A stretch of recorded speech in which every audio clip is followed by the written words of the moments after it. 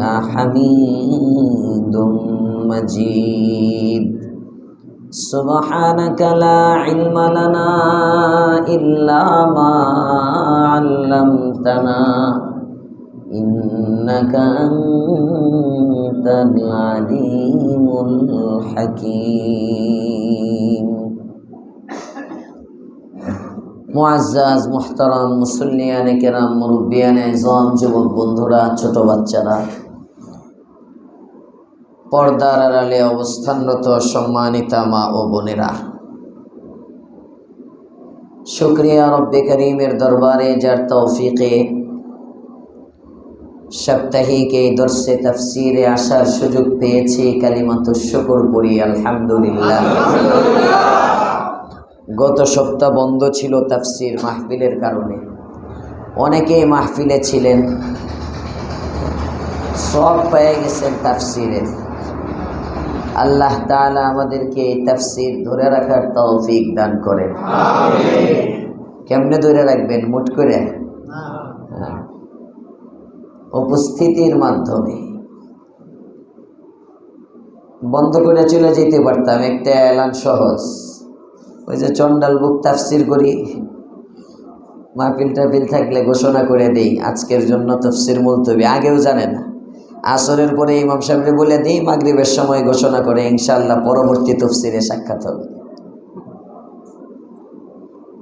এটা বন্ধ করি না, এটা আসরের পরে হলেও করি। কেন? লক্ষ লক্ষ টাকা দেন খতিব সাহেব এই জন্য। তাফসিরের মধ্যে মুসাফায় ব্যাগ বইরে যায় হুজুরে। হ্যাঁ, আল্লাহ কোরআনের এই মজলিসকে কবুল করুক, বলেন আমিন। আন্দার লাগে আন্দার, এক সপ্তাহ তাফসির না করে পরের সপ্তাহ গোয়াল ঠিক ঢুকলে চতুর্দিকে আন্দার দেখি। এই আন্দার দেখার জন্য কিছু চোখ লাগে। আপনি তো হাজার পাওয়ারি বাতি দেখলেই মনে করবেন যে অনেক আলো। এটা আলো না, আলো আরেক জিনিসের নাম। আলো আরেকটা জিনিস, এটা আলো না। এই বাহ্যিক আলো, এই লাইটের আলো কোনো আলো না। আল্লাহ আমাদেরকে ওই আলো দেখবার বুঝবার মতো ক্ষমতা দিয়ে দেন, বলেন আমিন। কোরআনে কারীমের সূরাতুল বাকারার 10 নম্বর রুকু আপনাদের সামনে তিলাওয়াত করা হয়েছে নাকি? 10ই তো।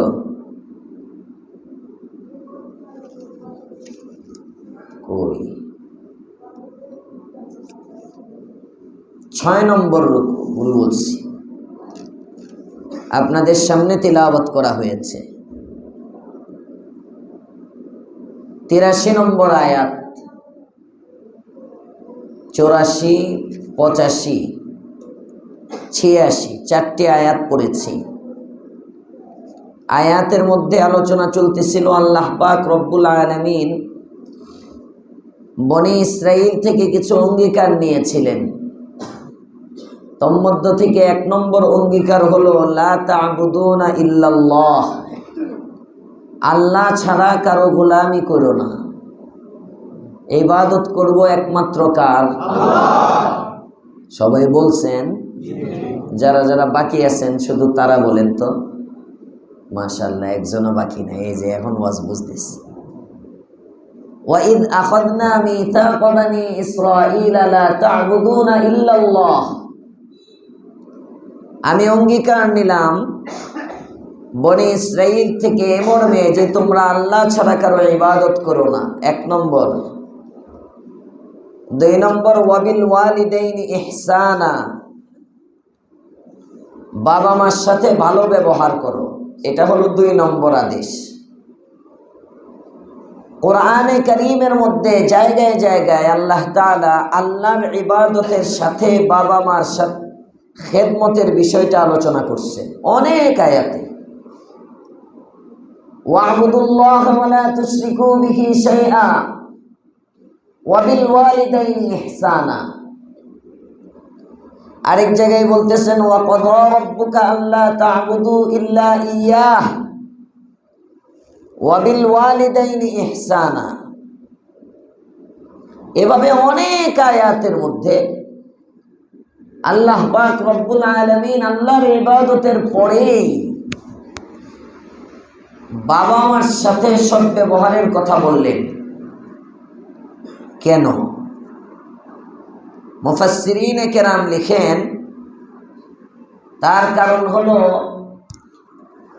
বাবা মা সন্তানের পৃথিবীতে আসার বাহ্যিক উপকরণ। সবাই বলেন না যে সুবহানাল্লাহ। বাবা মা সন্তানের পৃথিবীতে আসার বাহ্যিক উপকরণ। একজন সন্তানের লালন পালনে মালিকে হাকিকি কে? বুঝেন না? মালিকে হাকিকি, মালিকে হাকিকি কে?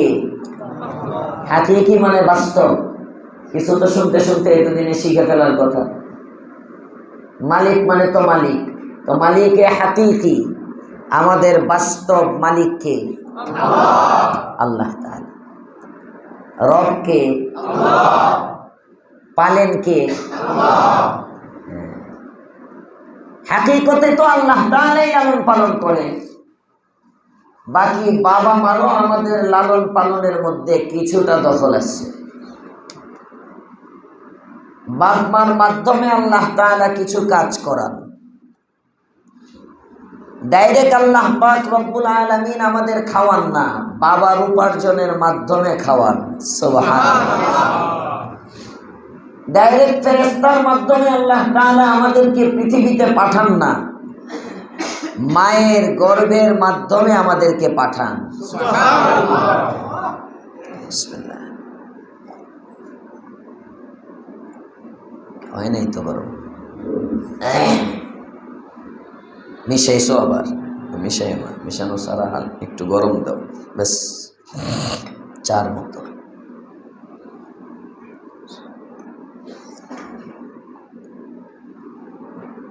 আর একটু গরম, এখন তো বেশি হয়ে যায় যেমনে গাছ।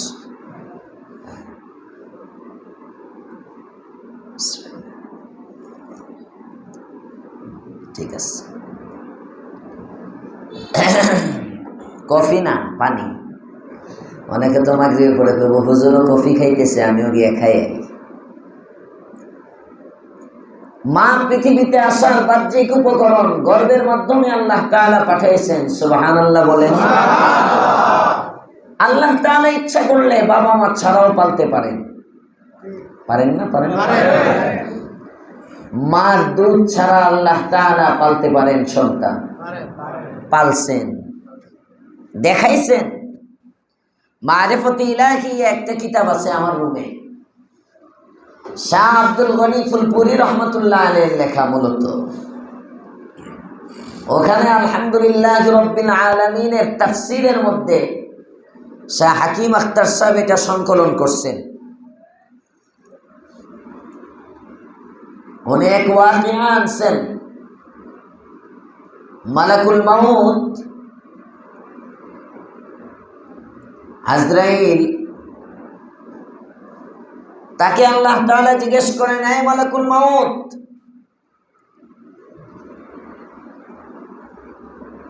কার যার খানদানের সময় তোমার কষ্ট লাগছে এমন কেউ আছে যার রূহ কবজের সময় তোমার কষ্ট হয়েছে? আল্লাহ হইছে।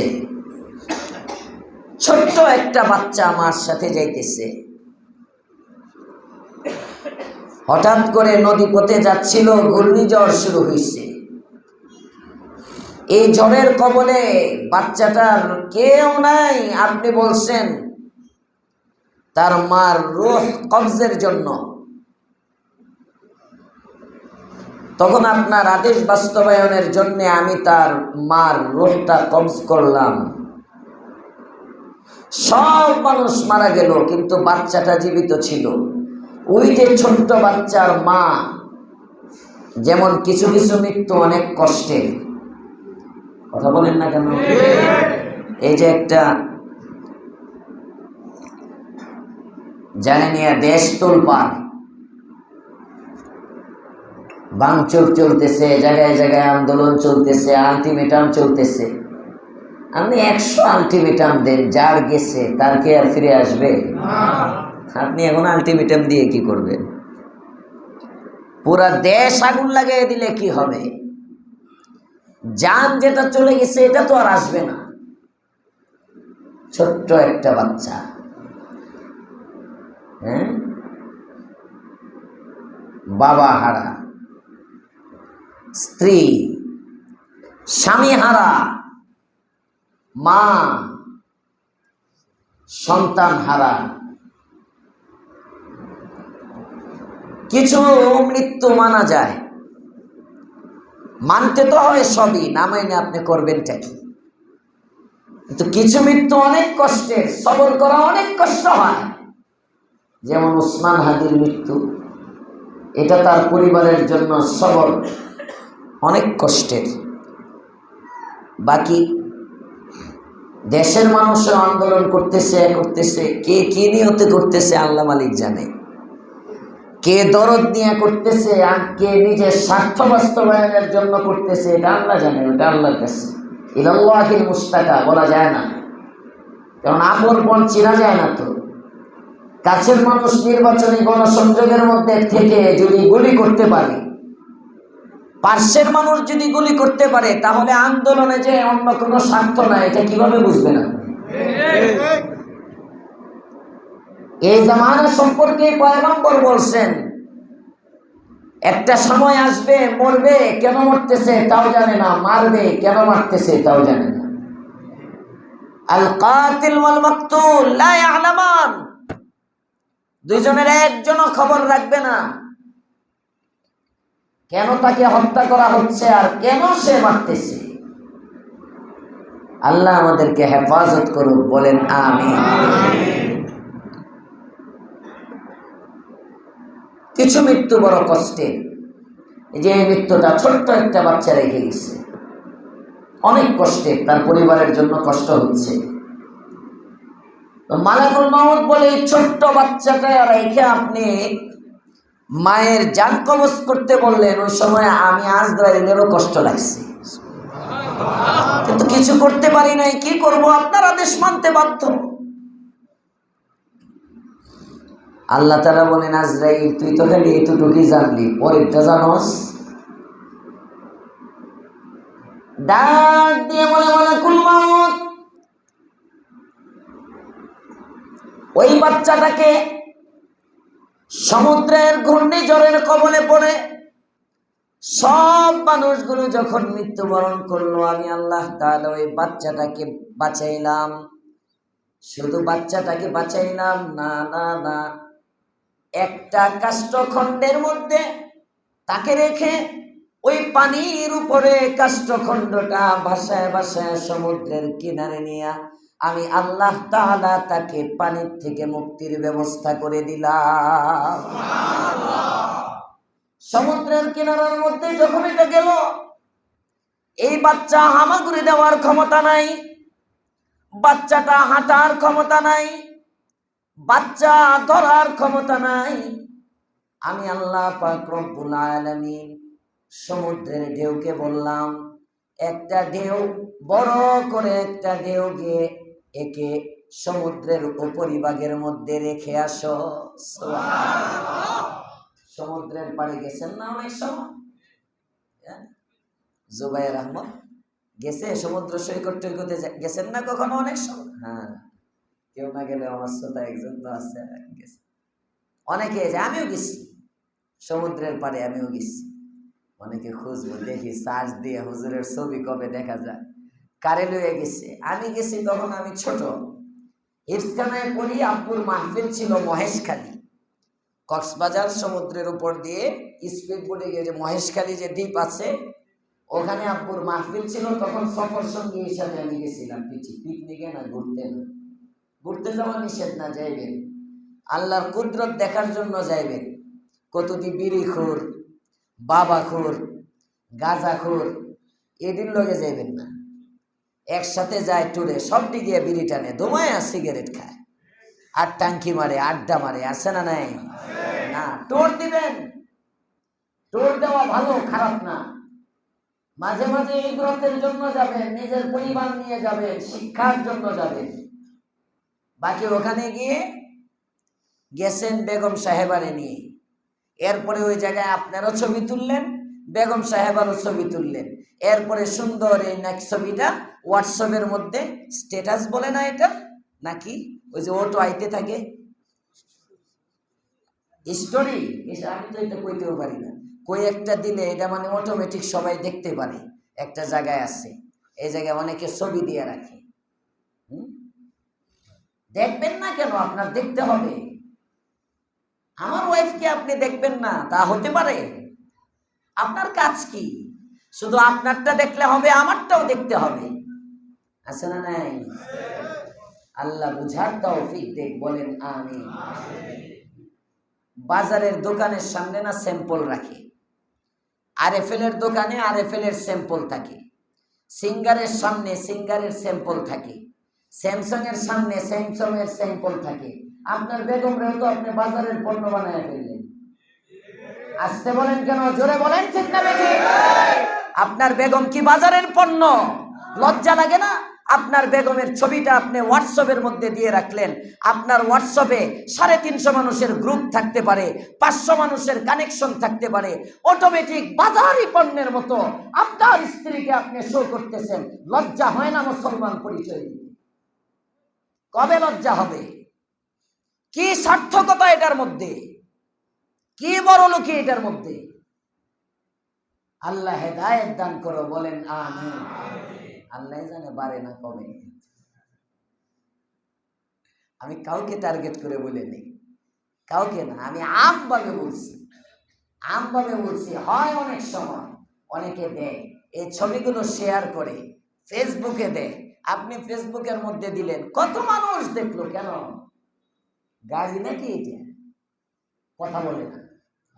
গাড়ি গাড়ি একটা গাড়ির অ্যাড দিতেছেন বিক্রয়.com, এটা কি বিক্রয়.com এর মধ্যে আপনি অ্যাড দিচ্ছেন? আপনি আপনার ওয়াইফের ছবি ছেড়ে দিতেছেন। এটা তো দামি সম্পদ, গুপ্ত সম্পদ, জোরে কোন সুবহানাল্লাহ। আপনার কাছে 1 লাখ টাকার বান্ডিল থাকলে ওই টাকার ছবি তো কোনোদিন ফেসবুকে দিলেন না। 5 লক্ষ টাকা আপনার ড্রয়ারে পড়ে থাকলে এমন জায়গায় রাখেন কেউ জানেও না। কথা বলেন না কেন? আমার শ্বশুর তো বক্তা ছিল, 10 মাদ্রাসায়, আমার মাদ্রাসা সহ ইন্তেকাল যে বছর করছেন 11 মাদ্রাসায় উনি বুখারী পড়াইতেন। আমার শ্বশুর আব্বা বলতেন, আমার আম্মা দোয়া করছেন আমার জন্য যে তুই পাখির মতো ঘুরবি আর হাদিসের খেদমত করবি। আবরার, এটা মায়ের দোয়া। আমার দাদা শ্বশুর জেনারেল লাইনের ছিলেন, আমার শ্বশুর আব্বার গোষ্ঠীর মধ্যে কোনো আলেম নাই, উনি ফার্স্ট আলেম। ওনার বড় ভাই প্রাইমারি মাস্টার, সব সরকারি চাকরিজীবী ওই ফ্যামিলির মধ্যে। ফুফু টুফু যা আছে ভাই বোন সব জেনারেল শিক্ষিত।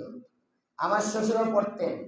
ক্লাস 9-এ যখন পড়েন তখন আমার নানা শ্বশুর, আমার শ্বশুরের শ্বশুর বালিয়া মাদ্রাসার মুহতামিম সাহেব মাওলানা দৌলত আলী সাহেব খুব বড় বুজুর্গ ছিলেন, অনেক বড় বুজুর্গ। ময়মনসিংহের যারা তারা জানে, বালিয়ার ওদিকে যদি কারো থাকে, মুসাল্লাম বুজুর্গ,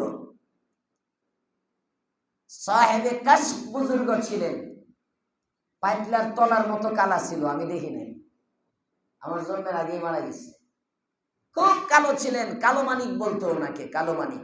সরমনার মরহুম পীর সাহেব আর কি কালা, তার চেয়েও নাকি কালা আছে। উনি গেছেন মাদ্রাসার জন্য কালেকশন করবেন, মাদ্রাসার জন্য গ্রামে গঞ্জে যে কালেকশন হয়, ধানের সিজনে ধান কালেকশন। তো আমার দাদা শ্বশুর ওনারা এলাকার মধ্যে খুব ধনী ছিলেন। উত্তর ময়মনসিংহে আমার শ্বশুরের মতো ধনী কোনো আলেম নেই। উত্তর ময়মনসিংহের উত্তরে উলামায়ে কেরামের মধ্যে মাওলানা নূর আহমদ সাহেবের চেয়ে ধনী কোনো মৌলবী নাই। এটা কংসের ওই পারে নাম করা, সম্ভবগঞ্জ ব্রিজের ওই পারে, এটা মৌলবী, অন্য মৌলবীরা বলে। বংশীয়ভাবে এরপরে শ্বশুর তো আরো বাড়াইছেন, প্রচুর জমি জমা আল্লাহ দিচ্ছেন ওনাকে। এটি যদি সব ঢাকা শহরে হইতো তাহলে কাম হইত। হ্যাঁ, বাহারহাল দাদা শ্বশুরও ধনী ছিলেন। তো ওই এলাকার মধ্যে কালেকশন করে, দাদা শ্বশুরের বাড়ি বড় ছিল, ওই বাড়ির মধ্যে সব জমাইতে 1 সপ্তাহ 10 দিন কালেকশন হইত। ধান কাটতো, কেউ 2 মণ, কেউ 5 মণ, সব দেওয়ার পরে দাদা শ্বশুরের বাড়িতে এটা জমতো। ওখান থেকে পরে নিয়ে আসতেন। তো একবার নানা শ্বশুর গেলেন কালেকশনে, যা জিজ্ঞেস করলেন এই ছেলেটা কি পড়ে? ক্লাস 9-এ পড়ে। ওই এরে মাদ্রাসায় দিয়ে দাও, ওই আলেম হইব। আর আসতে কোন সুবহানাল্লাহ, আল্লাহ ওয়ালাদের নজর। কই হুজুর ঠিক আছে দিয়ে দিলাম, আমার জানাজা পড়ার জন্য তো একটা ছেলে লাগবে। এই যে নিয়ে আসলেন, বালিয়া মাদ্রাসায় ভর্তি করলেন, আলেম হইল। হাটহাজারী মাদ্রাসায় গেলেন, তাফসির পড়লেন, তাখাসসুসকে ইফতা করলেন, পড়ালেখা শেষ করলেন। আল্লাহ তাআলা এমন ভাবেই কাজে লাগাইছে, 11 মাদ্রাসায় বুখারী পড়ায়।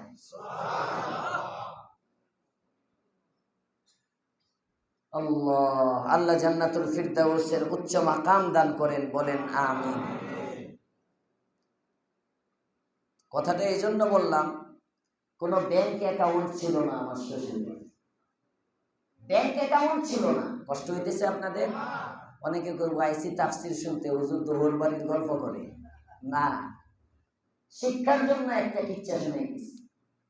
আব্বা মারা যাওয়ার পরে এখানে তো ওই যে চিকিৎসা করছিল, লাস্ট বাংলাদেশ মেডিকেলে, আপনারা দোয়াও করছেন। তো ইন্তেকালের পরে আমি গেলাম, যাওয়ার পরে আমার শাশুড়ি আম্মা বলতেছে, তোমার আব্বা তো অনেক সম্পদ টম্পদ হয়ে গেছে, সব জমি, নগদ কোনো টাকা পয়সা তো তেমন রেখে যায় নাই, তোমার আব্বার ইসালে সওয়াবের জন্য কিছু দেওয়া দরকার। তখন আমি ওই যে বুটবাজারের মাদ্রাসার জায়গাটা 2019-এ ওখানে জায়গা বাইনা করছি, পরিশোধ হয় নাই। ওই দেখি তোমার আব্বা তো এই জায়গায় টাকা রাখতো, কি রেখে গেছে, এখান থেকে তোমার মাদ্রাসায় কিছু তোমার আব্বার জন্য জমি বাবদ লাগিয়ে দিও, এটা আজীবন থাকবে। আমি কই তো মনে হচ্ছে চেক টেক দিব বাকি। পরে কইতেছে ব্যাংকে অ্যাকাউন্ট নাই। কই টাকা? ওই বাড়িতে যে খাট আছে, ওই দরজাটা লাগাইয়া ওই খাটের ইয়াটি খুলছে, খাটের নিচে দেখি 2টা ওই যে ডানুর দুধের ডিব্বা আছে না, এটাই ব্যাংক।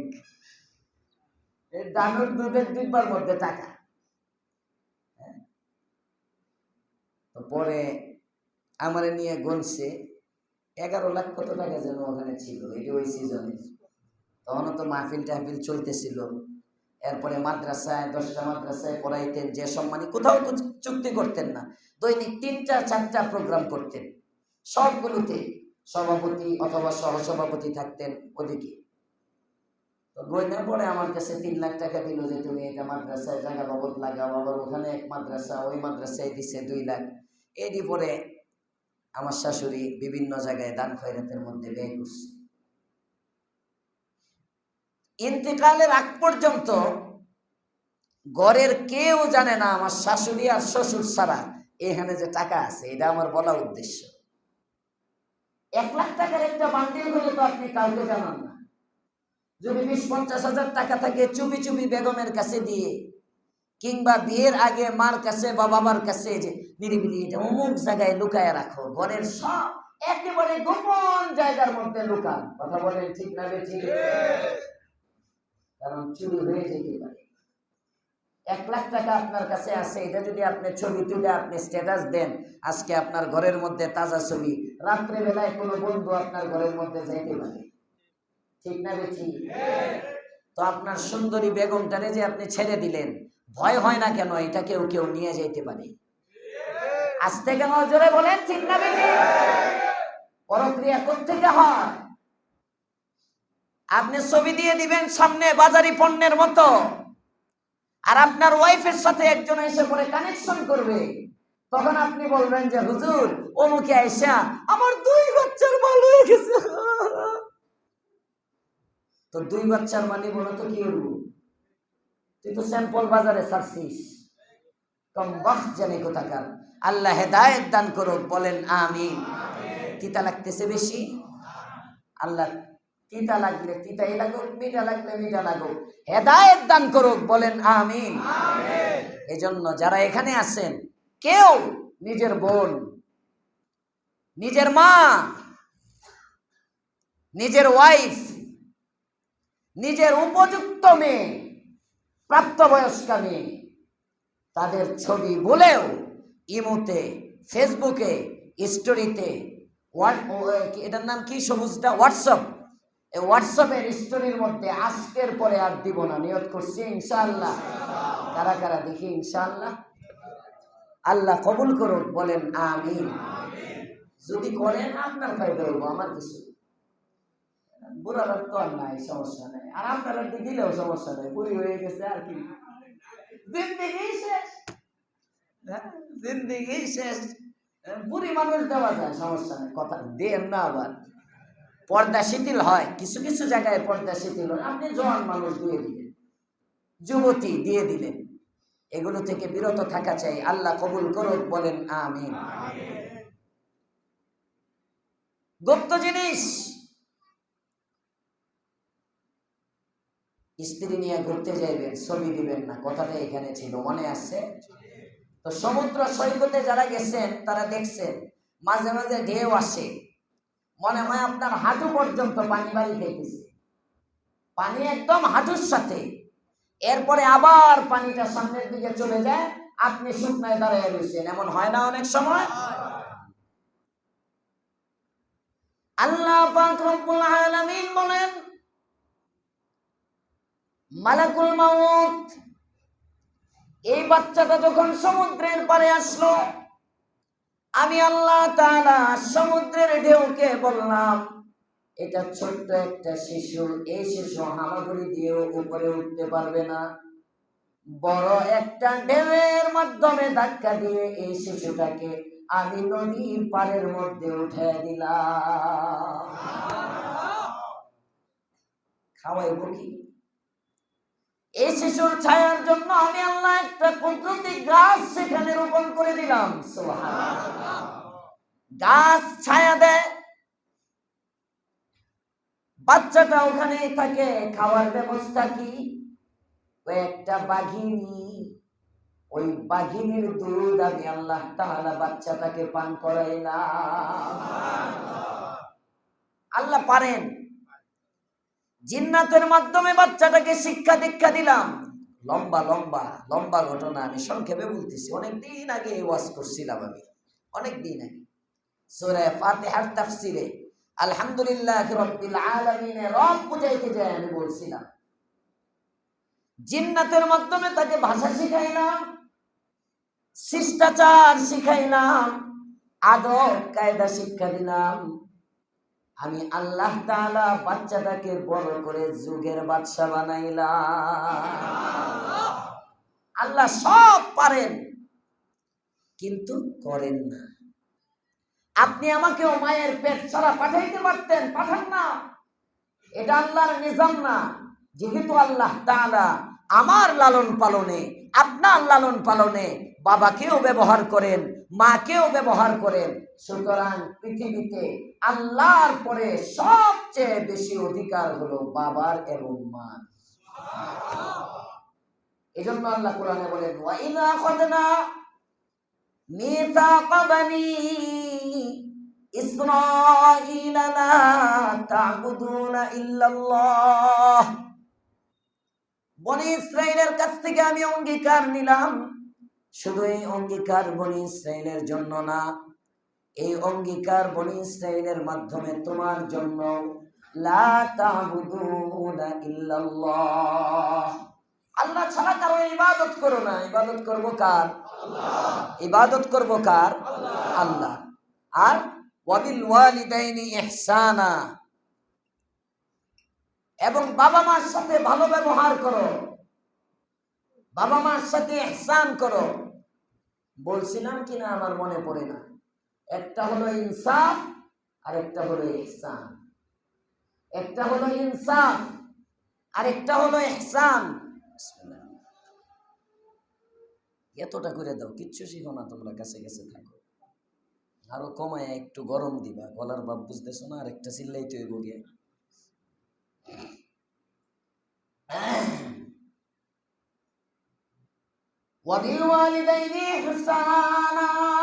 অনেকে কইব গলা ভাঙ্গে হুজুরের দমক দেয় আরেকটা রে, কি দোষ?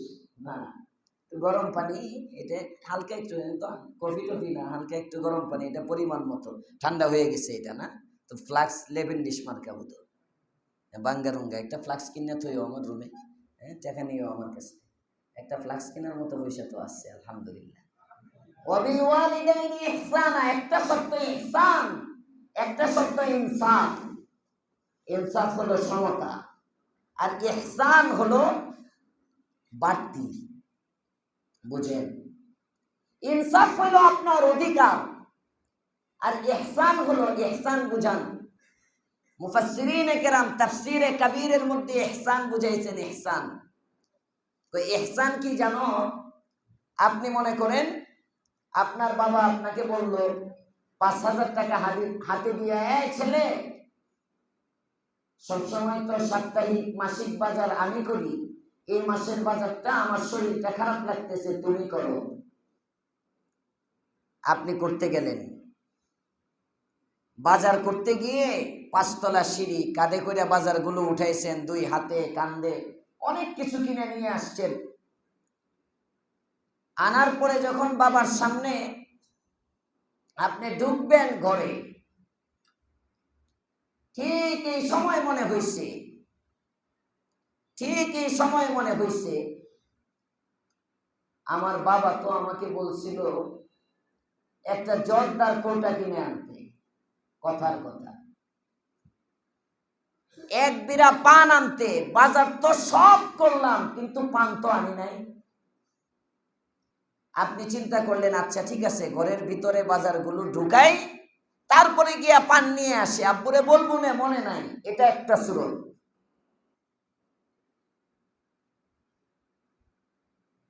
এই সময় আপনি এটা করলেন না, দাঁড়ায় রইলেন। কারণ কি? আপনি ছোটবেলায় আপনার বয়স যখন 3 বছর ছিল, তখন আপনার আব্বারে বলছিলেন, আব্বা একটা গ্লুকোজ বিস্কুট নিয়ে এসো। বাবা বাজার টাজার সব করে বাজার থেকে রওনা হয়েছিলেন চলে আসার জন্য। অর্ধেক পথে আসার পরে আবার মনে হয়েছে, আমার সন্তান তো গ্লুকোজ বিস্কিট খেতে চাইছিল, বাবা কিন্তু বাড়িতে আসে নাই, আবার বাজারে ফিরে গেছে। আরো আসতে কোন সুবহানাল্লাহ। আবার বাজারে ফিরে যায়, টাকা নাই, প্রয়োজনে হাওলাত করি, সন্তানের জন্য একটা গ্লুকোজ বিস্কুট কিনে তারপরে বাবা বাড়িতে আসছে। এখন আপনি যদি, বাবা যে বলে দিল পান আনতে, এখন যদি আপনি পান নিয়ে না যান, তাহলে কি হবে? ইনসাফ হবে? সমান হবে? সমান হবে না। তো বাবার টাকা দিয়ে বিস্কুট কিনছে, আপনার টাকা যদি শেষ হয়ে যায় বাজার করে, আপনি প্রয়োজনে ঋণ করে এরপরে বাবার চাহিদা পূরণ করা, বাবাকে একটু বাড়তি দেওয়া, এটার নাম হইল ইহসান। এটার নাম কি? কয়জন সন্তান বাবা মার খেয়াল এইভাবে রাখে? এই সমাজে কয়জন সন্তান আছে এভাবে বাবা মার খেয়াল করে?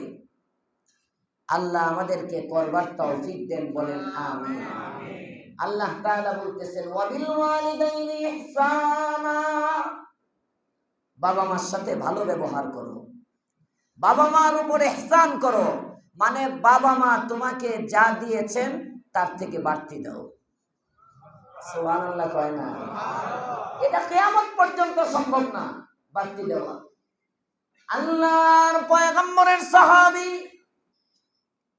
পয়গম্বরের কাছে এসে বলেন, ইয়া রাসূলুল্লাহ, ইয়া হাবিবাল্লাহ, এই বছর আমি একটা আমল করেছি। আরাফার ময়দানে আমি আমার মাকে কাঁধে করে নিয়ে গিয়েছি। আরাফা থেকে মুজদালিফায় আমার মাকে কাঁধে করে নিয়েছি।